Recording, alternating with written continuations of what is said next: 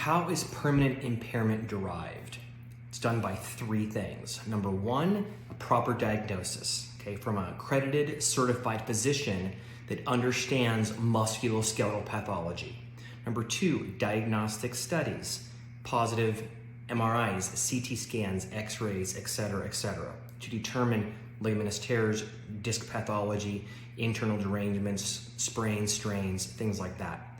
Number three, and in my opinion is the most important, that often gets left out of permanent impairment ratings, is their functional impairments. How does the diagnosis and the diagnostic studies, how do those two findings or objective data, okay, how do those two things affect their functional limitations, okay? That's the most important part. You know, when you're trying to negotiate with an insurance adjuster or portray or showcase your client's case to a jury, it doesn't really make any difference what their diagnosis is and what diagnostic studies were positive or not positive, okay? It's how does it affect their life, okay? That's done through a functional capacity evaluation, okay?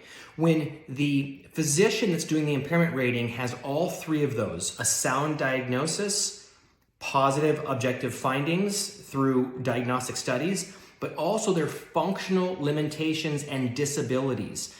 And when I say functional limitations and disabilities, I'm referring to their impairments, which are, example, decreased range of motion, decreased strength, decreased passive intervertebral mobility of the spine, or hypermobility, things like that, and also their disability.